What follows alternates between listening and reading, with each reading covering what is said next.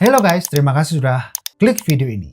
Sebelum kita mulai kisahnya, aku mau nanya sesuatu nih ke kalian. Jawab jujur ya, kalian itu tipe orang yang kalau ada sesuatu yang mengganjal di pikiran, langsung diomongin di mulut, atau malah justru dipendam, seolah-olah semuanya baik-baik saja. Karena jujur aja, nggak semua orang berani ngomong apa yang dia pikirkan, bener nggak? Kadang kita tahan karena nggak enak. Kadang juga kita diem karena takut salah. Padahal nih, kalau dipendam terus, itu bisa jadi beban, numpuk dan lama-lama bikin kita sendirilah yang hancur cuy. Tapi di sisi lain, ngomong jujur juga nggak selalu aman tuh. Karena apa yang menurut kita biasa aja bisa jadi hal yang sangat menusuk buat orang lain. Apalagi kalau sudah menyangkut harga diri dan percaya atau enggak, nggak semua orang bisa nerima itu dengan kepala dingin. Ada yang bisa maklum, tapi ada juga yang justru kehilangan kendali.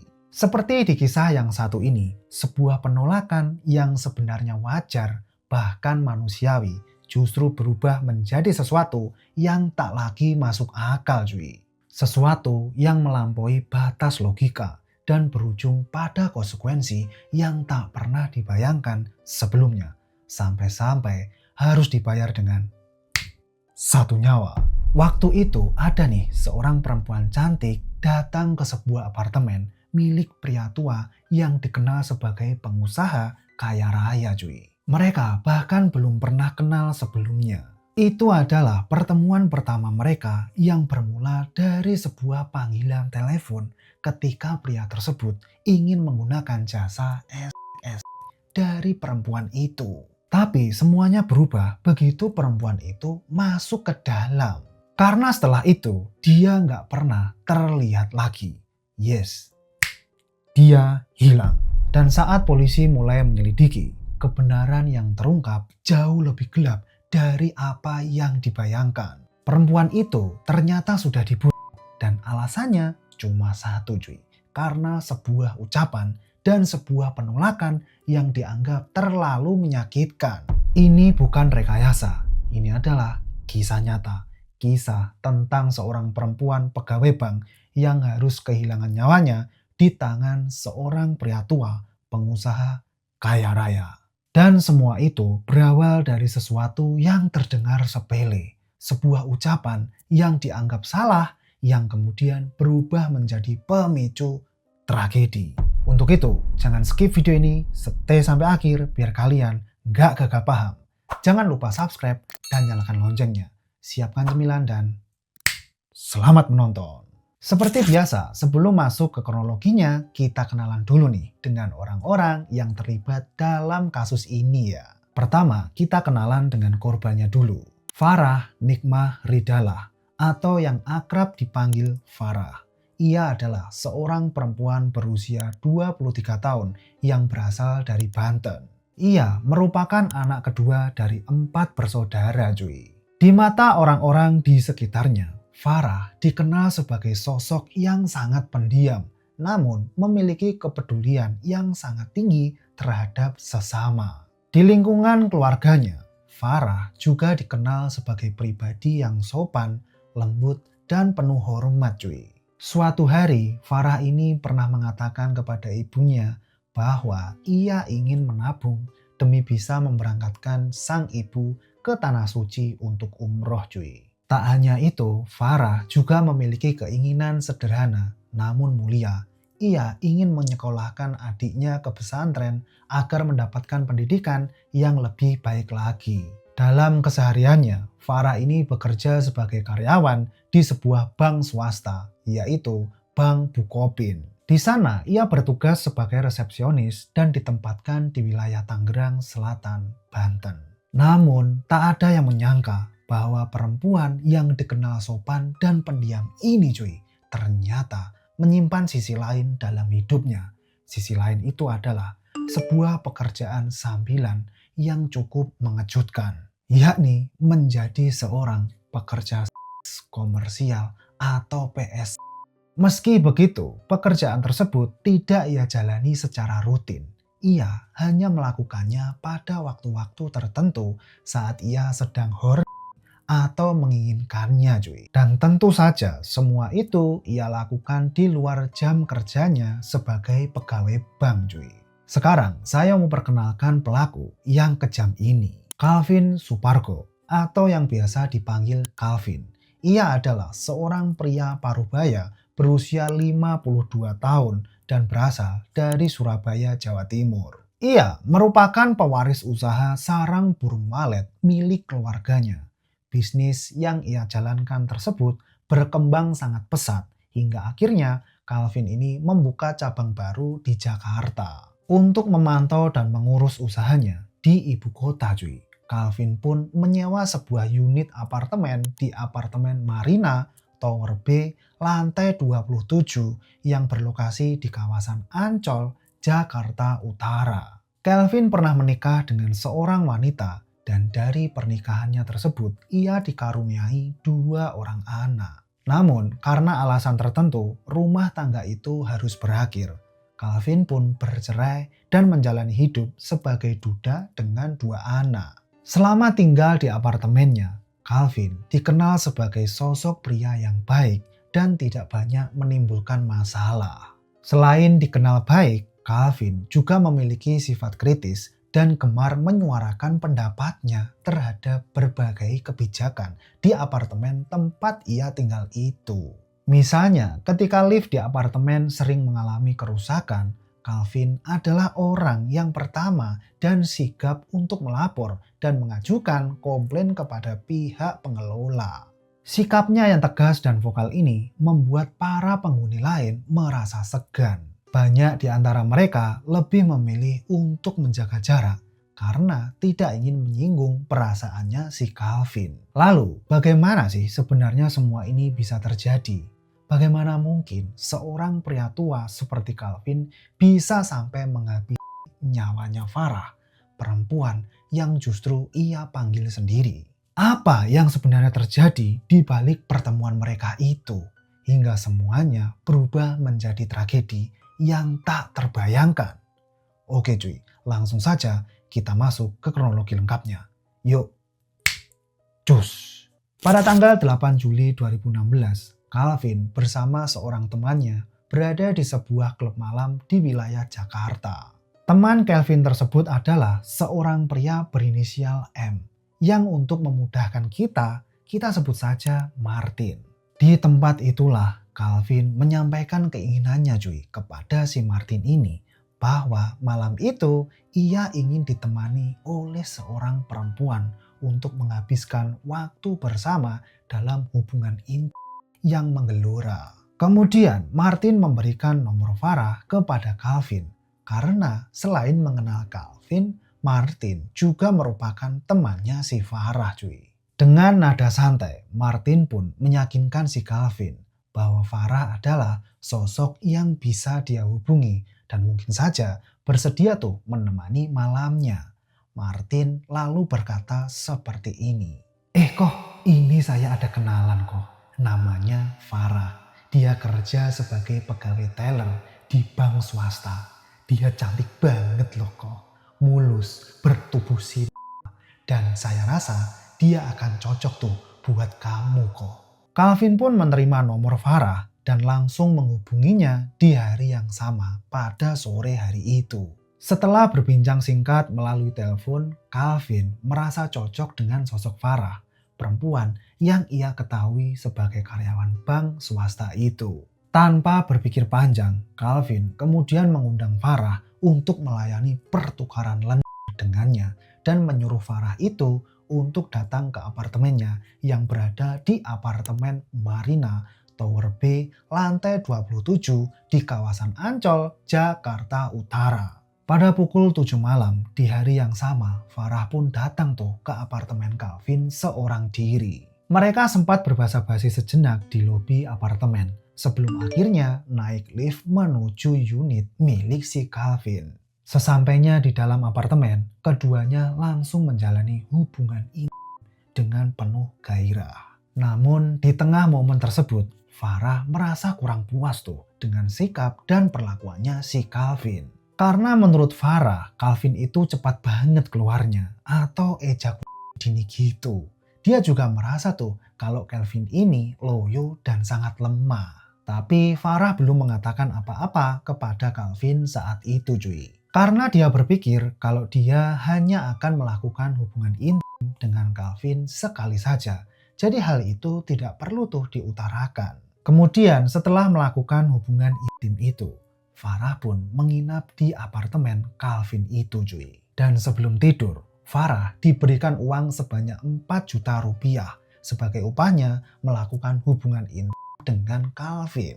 Keesokan harinya, Farah sebenarnya sudah berniat tuh untuk meninggalkan apartemennya si Calvin. Namun, Calvin memintanya untuk tetap tinggal lebih lama karena ia masih ingin ditemani. Di situ Farah sempat ragu cuy dan ingin menolak. Tetapi pada akhirnya ia memilih untuk mengiyakan permintaan tersebut. Setelah itu mereka pun memesan sarapan hingga makan siang dari restoran yang berada di lantai 2 apartemen itu. Setelah makan siang, mereka kembali ke unit apartemen milik si Calvin untuk sekedar mengobrol. Namun di tengah percakapan itu, Calvin yang merasa malam sebelumnya masih belum puas kembali mengutarakan keinginannya. Ia ingin mengulang kembali untuk mengajak Farah melakukan hubungan ini yang kedua kalinya. Namun Farah langsung menolak mentah-mentah dan dia mengatakan seperti ini. Ih, gak mau aku. Kamu keluarnya cepet banget kok. Ngapain dilanjutin lagi sih? Lagian saya udah dicariin sama orang tua saya ini kok. Maaf ya kok. Mendengar hal itu, Calvin langsung merasa harga dirinya sebagai seorang pria telah direndahkan. Amarahnya pun memuncak. Dalam keadaan emosi yang tak terkendali, ia memukul bagian belakang kepala Farah hingga perempuan itu terjatuh ke lantai. Tak berhenti di situ, Calvin kemudian mencekik leher Farah dengan sangat kuat dan membuatnya kesulitan untuk bernafas. Farah sempat berusaha melawan, namun tenaganya tak sebanding tuh. Amarah yang menguasai Calvin membuatnya bertindak semakin brutal hingga perlawanannya pun menjadi sia-sia.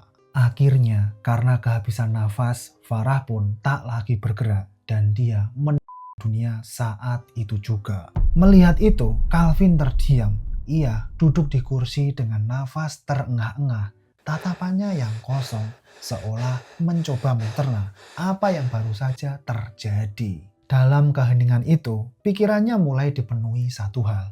Bagaimana cara menutupi perbuatannya agar tidak diketahui siapapun. Setelah lama diliputi kegelisahan dan pertimbangan, akhirnya Calvin mengambil keputusan gelap. Ia berniat membuang jasadnya Farah ke tempat yang tersembunyi. Pertama-tama, Calvin mengambil sebuah box plastik berwarna hitam dengan tutup biru yang ada di dalam apartemennya. Dengan penuh kehati-hatian, ia kemudian memasukkan jasad Farah ke dalam box tersebut.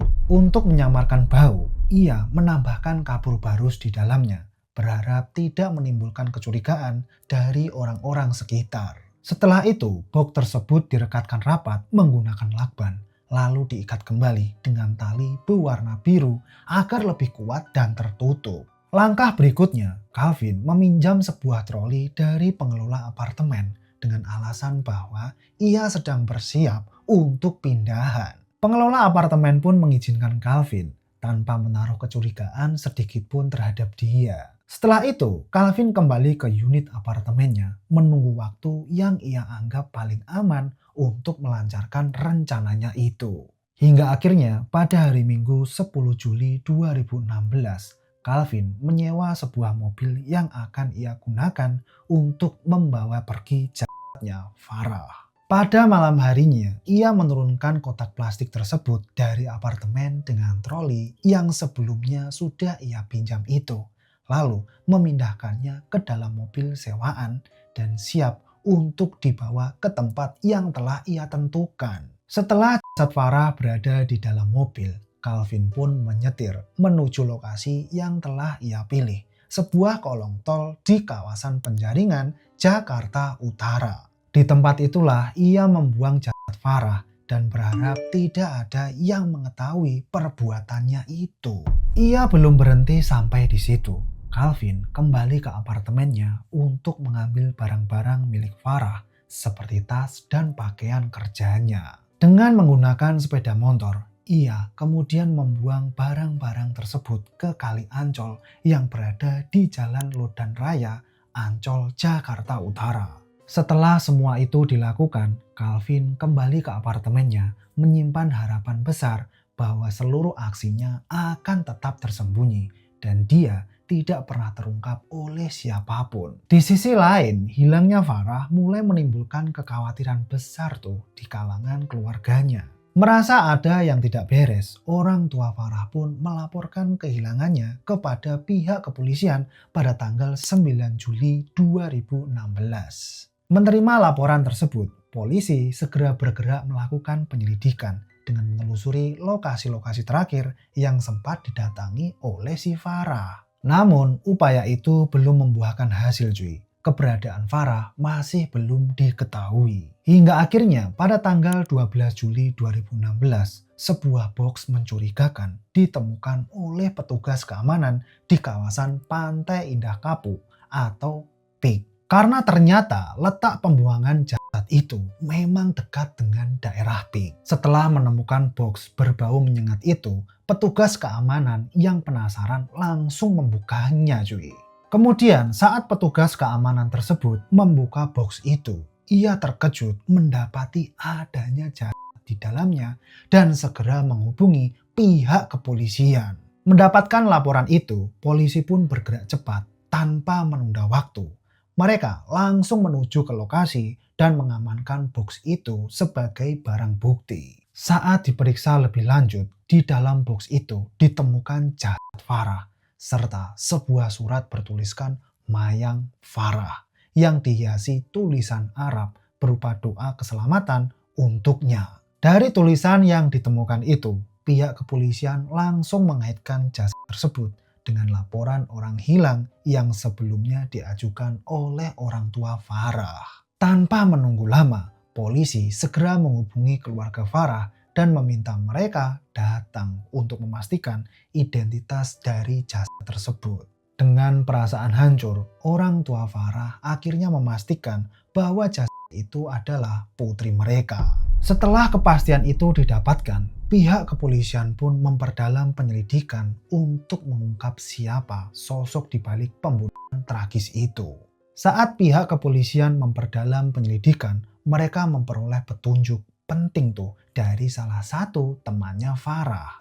Temannya itu menyebutkan bahwa Farah sempat mengisyaratkan sedang berada di sebuah apartemen di kawasan Ancol. Mendapatkan informasi tersebut, polisi segera bergerak untuk menyisir seluruh apartemen di area Ancol. Di setiap lokasi, mereka mendatangi para petugas keamanan, menanyakan apakah ada yang pernah melihat seorang perempuan dengan ciri-ciri seperti Farah. Pihak kepolisian hampir saja menemui jalan buntu, hingga akhirnya secercah harapan pun muncul. Seorang petugas keamanan mengaku pernah melihat seorang perempuan dengan ciri-ciri yang sangat mirip dengan si Farah. Menindaklanjuti informasi itu, polisi segera melakukan pengecekan ke apartemen yang dimaksud, yakni apartemen Marina Tower B. Di sana, mereka memperoleh bukti rekaman CCTV yang memperlihatkan bahwa Farah berada di lokasi itu pada tanggal 9 Juli 2016. Dalam rekaman CCTV tersebut, Farah terlihat datang bersama seorang pria tua yang tak lain dan tak bukan adalah Calvin.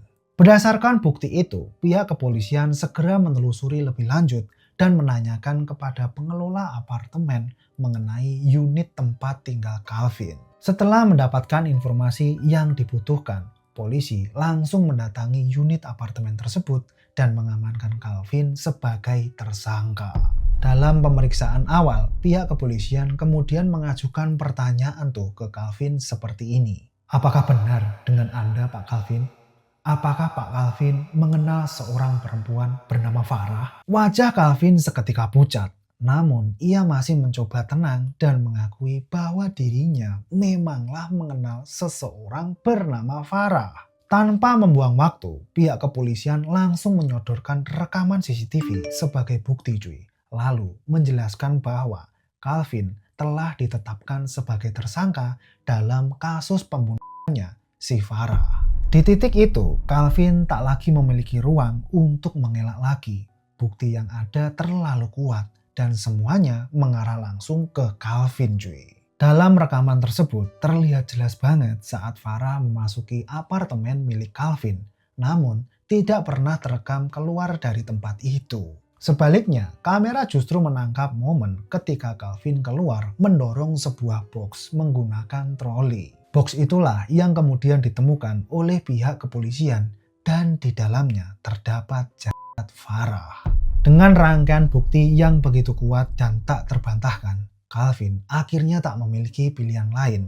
Ia pun akhirnya mengakui semua perbuatannya. Dia pun juga mengakui kalau dia membunuh Farah karena merasa sakit hati dikatai loyo dan ejakulasi dini, cuy. Berdasarkan bukti-bukti yang ada, Calvin pun ditahan oleh pihak berwajib sambil menunggu proses hukum berlanjut ke tahap persidangan. Hingga akhirnya pada hari Kamis 2 Maret tahun 2017, Calvin menjalani persidangan di Pengadilan Negeri Jakarta Utara untuk mempertanggungjawabkan perbuatannya di hadapan hukum. Persidangan tersebut dipimpin oleh Ketua Majelis Hakim bernama H. Agustin. Di situ, Majelis Hakim menemukan Calvin itu terbukti bersalah atas penghilangan nyawa Farah dan melanggar pasal 338 KUHP tentang pembunuhan. Atas kejahatannya itu, Majelis Hakim memvonis Calvin Suparko hukuman penjara 12 tahun. Nah, begitulah akhir dari kasus pembunuhan seorang perempuan pegawai bank oleh seorang pria tua pengusaha kaya raya karena pria itu dikatai keluarnya cepat. Pesan yang bisa kita ambil dari kisah ini sederhana tapi dalam. Hati-hati dengan kata-kata kita, karena kita tidak pernah tahu seberapa dalam ucapan kita bisa melukai orang lain. Namun bukan berarti kita harus selalu diam, cuy. Belajarlah membaca situasi, kapan harus bicara, dan kapan lebih baik menahan diri. Sebab satu kata bisa menyelamatkan, tapi juga bisa menghancurkan. Nah sekarang nih, setelah kalian mendengar keseluruhan kisah ini, menurut kalian, apakah hukuman 12 tahun penjara yang diterima Calvin sudah benar-benar setimpal, cuy? Atau malah justru terlalu ringan, mengingat satu nyawa telah hilang dan luka mendalam ditinggalkan bagi keluarganya Farah? Dan yang lebih mengusik, apakah sebuah emosi sesaat karena tersinggung oleh ucapan bisa menjadi alasan dibalik tindakan sekejam ini? Tulis pendapat kalian di kolom komentar ya. Kita diskusikan di bawah seperti biasanya. Terima kasih sudah menonton video ini sampai akhir. Jangan lupa subscribe, like, dan share video ini biar kalian tahu kalau kita upload kasus-kasus terbaru. Oke cuy, sampai ketemu lagi di kasus selanjutnya. Bye-bye.